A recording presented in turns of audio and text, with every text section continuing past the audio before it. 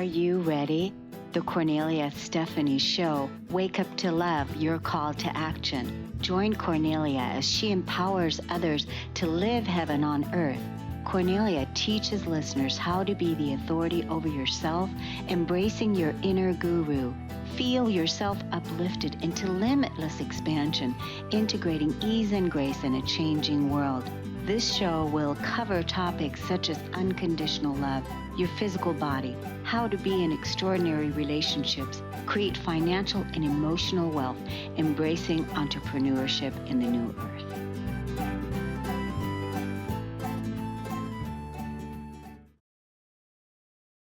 Hello, everyone. Happy Friday.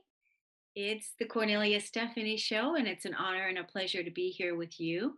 We have our wonderful stories of hope, exactly what it is that we need right now as we're moving forward, co-creating, writing our stories, telling our stories, and making sure that they are all in alignment with everything that uplifts us to co-create our better way of life.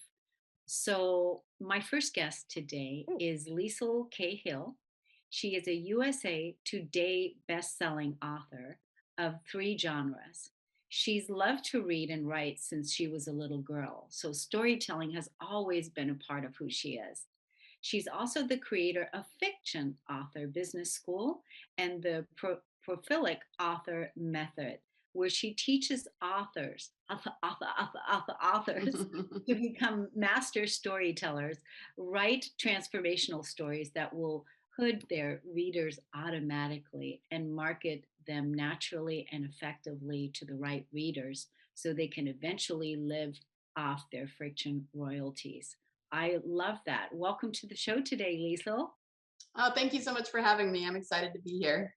Great. Yeah, I love what it is that you're doing. So, how long have you been doing this business? Well, as you just said, I've always been in love with stories and writing, and I've been writing my own stories as an author for more than 10 years now. But about 2 years ago, some things happened in my life that made me realize that I wanted to start a second part of the business, which is helping other authors to also achieve success in their writing. So I've been doing that part of the business for about 2 years.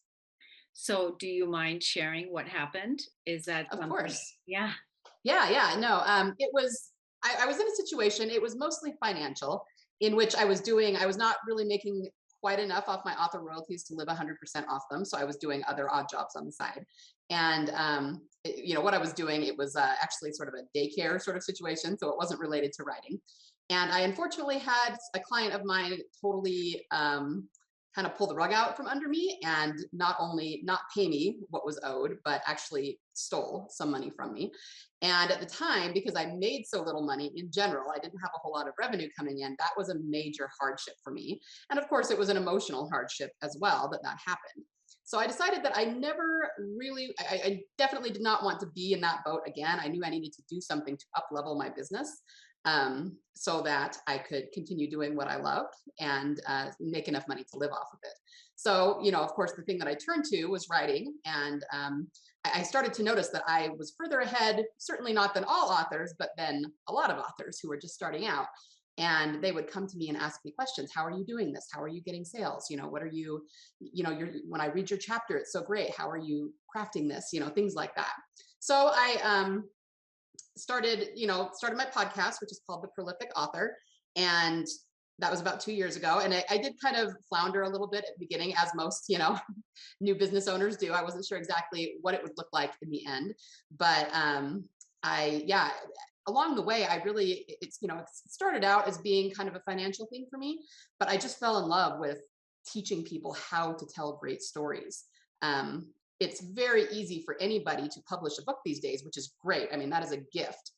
But at the same time, it does allow them to put together mediocre stories and pop them up on Amazon and sell them. And so what really lights me up is teaching them to tell really amazing transformational stories that will actually change people's lives who read them. I really do believe, and actually it's been scientifically proven now that people who consume fiction actually gain more humanity. They gain more empathy. more compassion, because it's like practicing using your emotions when you're living vicariously through the characters. So I really do believe that if we write stories that are deeply emotional and connecting and transformational, we really can change the world through stories. I love that. I love everything that you said. So it's fiction stories that you Yes, I can teach nonfiction authors, but my focus is definitely fiction.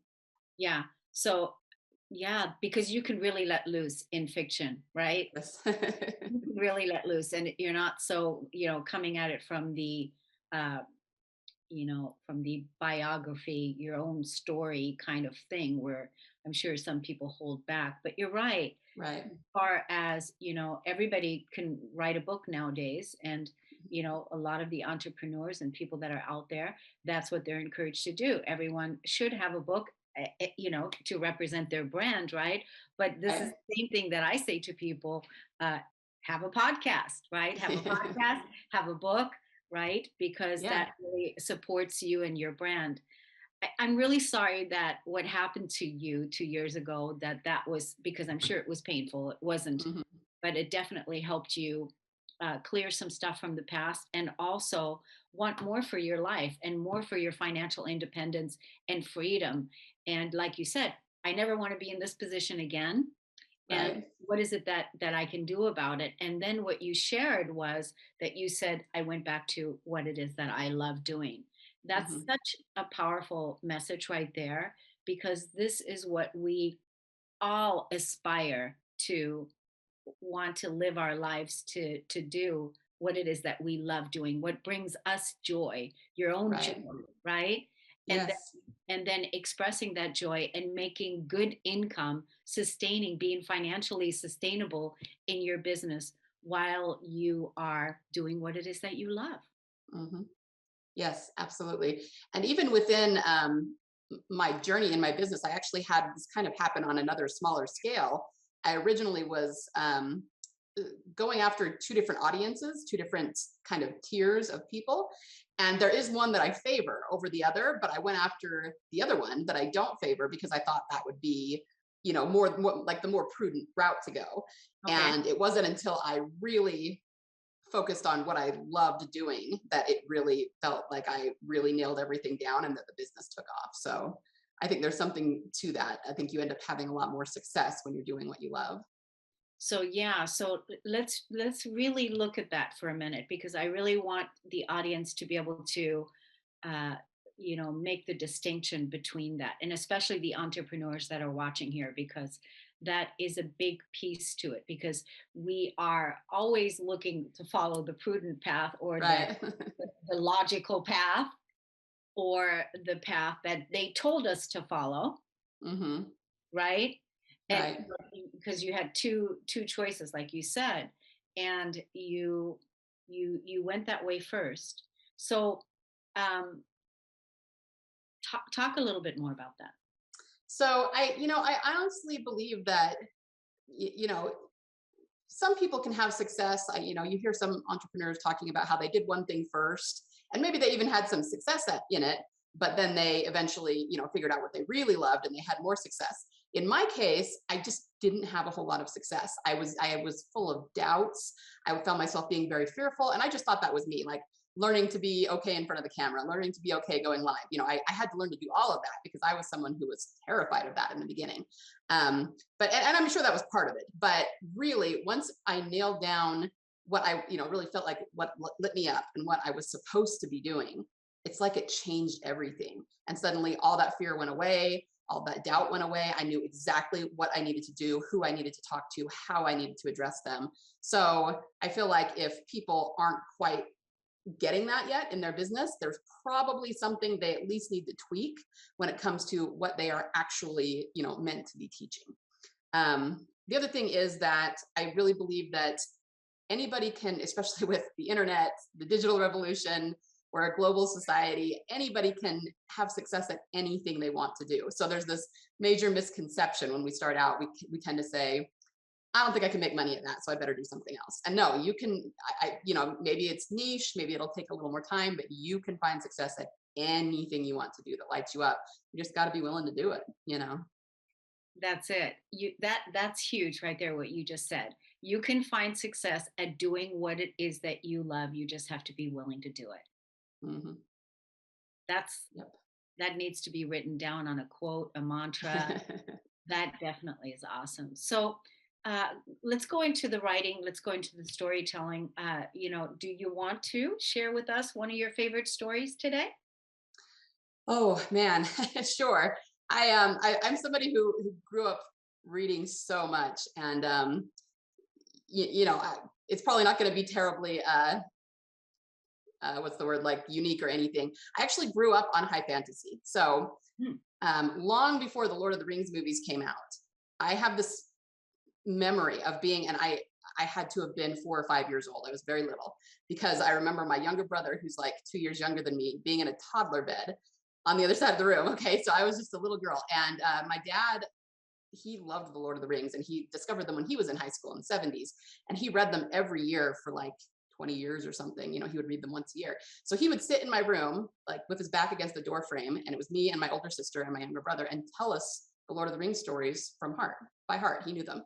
And so I grew up on high fantasy that way. And when I got into school myself, I read Lloyd Alexander. I eventually read The Lord of the Rings by myself.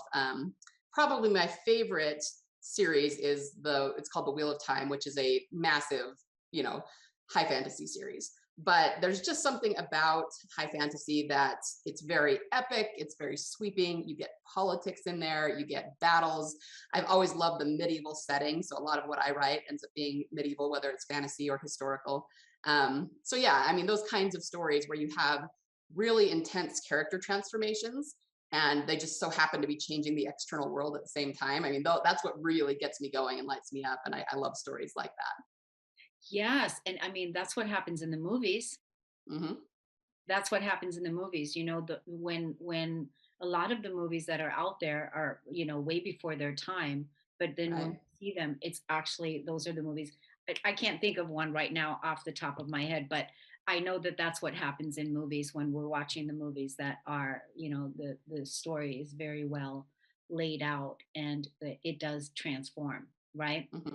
Is that what you? Right. And yeah, sorry. That is actually what I teach. So many people, when they come to storytelling, they start with the plot. They start with what happens, and understandable why that's where they would start. That's how we talk about stories. That's the biggest part of what we see of them. But what I teach is that you have to start with the internal transformation. You have to start with the character transformation and how they change. And I will say that most authors, they do know that their character has to change. They do know that there has to be a little bit of a dynamic, shift throughout the story. But most of them also, it's kind of backburnered. It's not the thing that they focus on the most. So, what I teach is to start by figuring out your theme and the emotional heart of your story, and then you can plan your plot around that. And so, what it is really is planning your story from the inside out rather than the outside in. And that creates a much deeper, more cohesive story. I always think of it like an infinity sign, that just sort of feeds into itself. And that's the way that your story should be. But you can only really craft it that way if you start with the internal. Yeah, it's really good. That's really good. While you were talking, I was thinking, how are you doing your teaching? Do you do it online, or are you doing retreats, or how are you doing this? Yeah, mostly online because I was still kind of, I literally started my podcast about 3 months before COVID hit. So there wasn't a whole lot of chance to do in person. I've had a few students that happen to live by me or were good friends of mine who I've met up with in person, but mostly it's done over Zoom and through online courses. Okay. Yeah, the reason why I'm asking is because I'm personally putting on a writers retreat Hmm. in the early part of next year, and what you're teaching, what you're talking about, would be perfect for. Uh, Yeah, that's why I'm saying, you could be doing retreats right now, right. where you can invite people to come and have an experience with you for the whole week, and Hmm. could be taking them through that and they walk away with their story, their book, that kind of thing. Right. It's fun to be Yeah. able to come together with a group of people and do that work together, focused, right? Yeah, That's for sure. really fun. So that's something else that you can put into your uh, you know expansion of your business as you're Yeah, growing, definitely. because that would be fun to do.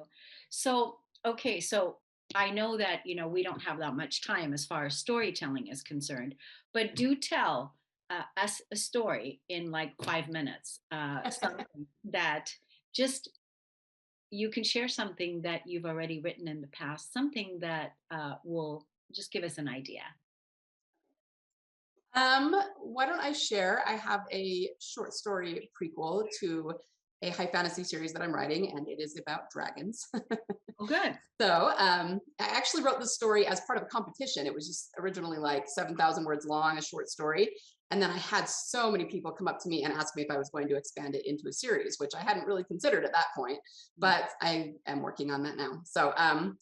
There is a little boy named Wenlin, and he is an orphan who lives in a tiny village. And this is a very medieval setting. It's a medieval village. And he is actually kind of a slave. He works in a scullery to, one of the town council. But there is a time each year when a man who is a dragon rider, he is one of the harpy servants, comes to the village, and the dragon riders are the people who are kind of the government of this land. So they come to each village just to see, touch base, see how things are going. And he's very excited, Wenlin is, because he wants to see this dragon. So he and his good friend Kanya, they're not supposed to go to this. They're supposed to stay in the scullery, but they sneak out and they go to the main square and they climb a tree so that they can see the dragon land in the square. And this massive dragon, he's totally in awe of this. And this man who rides the back of this dragon. Well, while the man is there, Wenlin slips and falls out of the tree right into the square where this dragon is. And the dragon, roars at him, and he really thinks he's about to get roasted and eaten. But the dragon rider comes up to Wenlin, and he's clearly conversing in some way with his dragon, and in a way that they can't hear. It's kind of a telepathic sort of conversation. And then the dragon rider tells the town council that the dragon has identified Wenlin as someone who has the ability to become a dragon rider. He actually has magic in his veins that would allow him to do that. And of course, the town council is not too happy about that because this is just a slave boy and they can't believe that would be the case. But the dragon rider ends up taking Wenlin with him, and he leaves the village, leaves everything he's ever known behind. And that night, they don't quite get to where they're going, so they stop for the night to sleep. But the dragon rider tells him that they have to conduct a ceremony. He simply uses a knife to cut Wenlin's hand, just a small cut, and the dragon breathes fire on his hand. And Wenlin feels this fire rushing through his veins. And he doesn't know what's going on, but it's kind of painful. And he kind of cries out that it hurts. And the dragon rider is very calm and very kind to him. And he says, I know, but give it a minute, it'll be okay. Well, next thing Wenlin knows, he's waking up and he can't see anything. He can't open his eyes, but he feels this sort of kind of like a prison, but it's brittle around him. So he pushes out of it and breaks through it with his hands and feet. And when he comes out of it, he is in dragon form, and he has been transformed into a dragon. He is somebody who can go back and forth between human and dragon form. And then he kind of embarks on this new life as a dragon rider who can actually transform himself into a dragon. And that is where the story ends. And that is where, well, some years later, the series will pick up with him being more like a teenager. In the story, he was about 8 years old. So I really liked the idea of that because it's the physical manifestation of someone who transformed themselves to live a different and hopefully better life. That's fabulous. Yeah, definitely. You had me engaged in every word you were saying. But, definitely seeing the visuals as you were talking about. And Good. that's really what it's about in storytelling, is engaging the audience to be captivated by what you're saying, not just mentally, but emotionally, where, Yes. that is where you're really drawn in. And so you did that very well. Thank you for Thank sharing you. that. Yeah. Sure. So, and I like the idea that you're going to have a series of this, and Mhm. you're going from young boy to teenager, and then it's going to evolve from there. So that's Right. really cool. So, what about how do you, because in your bio you said that you help, authors write and publish their stories, and also support them in, financially sustaining, marketing their books. And so, how do you do that? In terms of the writing, I teach them questions to ask that gets them to the emotional heart of their story, like I said. So that's just a whole process that I teach in my storyteller accelerator program. Beyond that, I then teach them how to use the internal to market. Um, Most authors, not all, but most are very introverted, and they have a hard time with the marketing side of things, with the business side of things, which a lot of people do. Obviously, it's not just authors.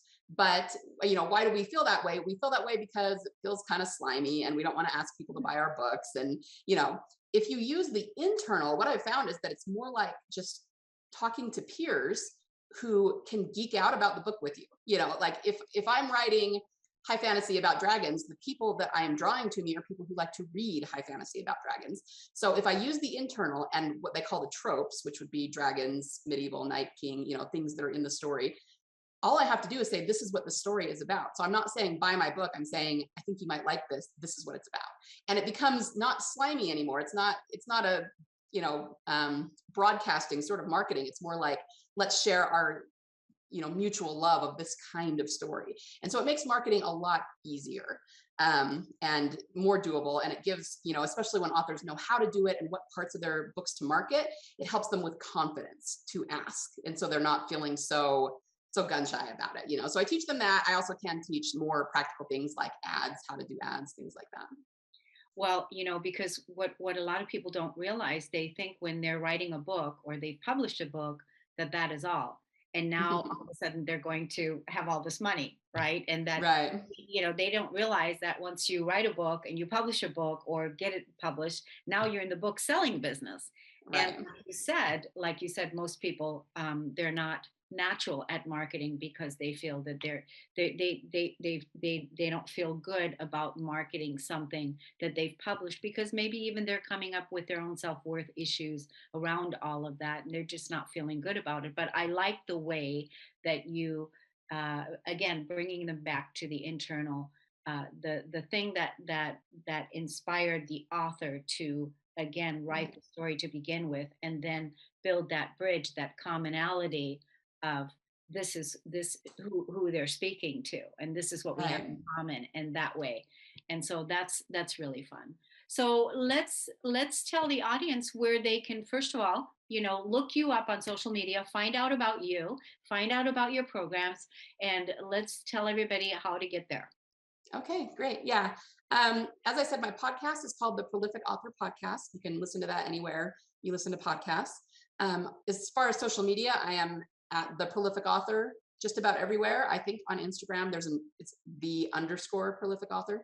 I also just started on TikTok about a month ago, a little over a month ago. So I do writing tips there, just little TikTok writing tips.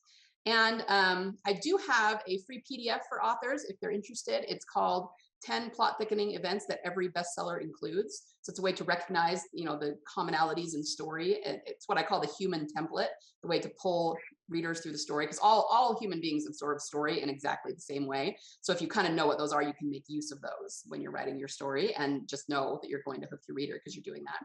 So you can get that at bit.ly/10 plot. And the other thing is, I'm getting ready to do a boot camp at the end of August. It's August 22nd through 26th. It's called Find the Heart of Your Story Boot Camp. Totally free for authors. It's going to be 4 days. I'll go live and just teach some stuff, and it'll be super fun. So if anyone wants to come hang out at that, you can find it you can register at bit.ly/storyheart, and make sure to capitalize the S and the H, because otherwise I'm going to give you an error message.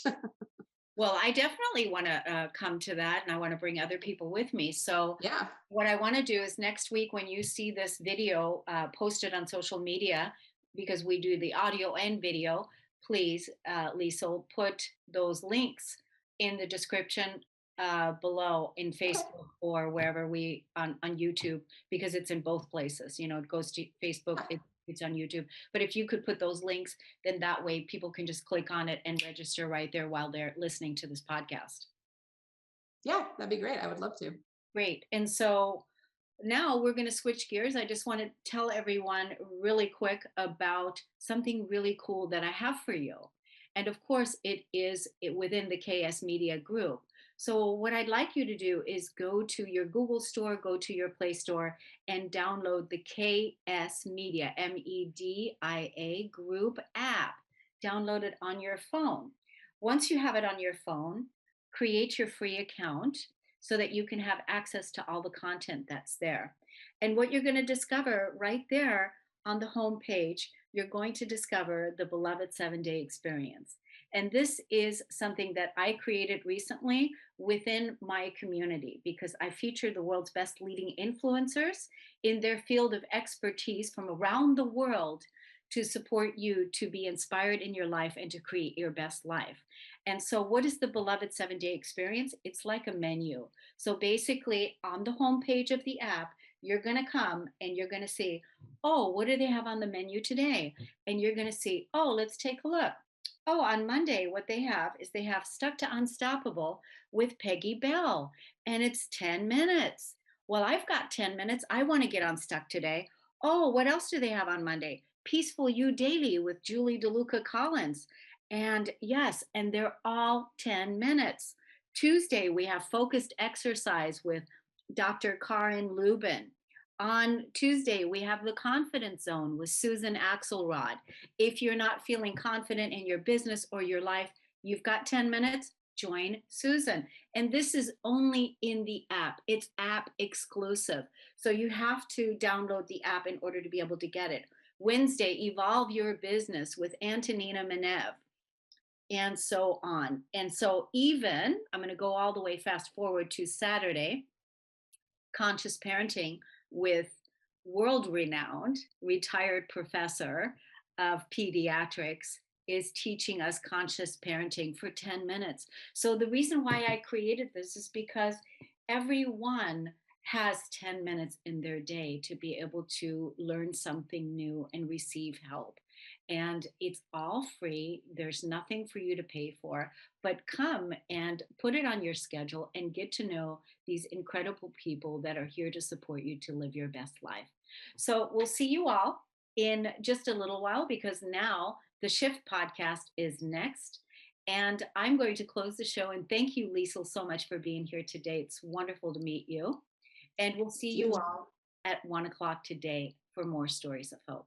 Thanks, everyone. You've been listening to the Kornelia Stephanie Show, Wake Up to Love, your call to action. Tune in each week on Transformation Talk Radio.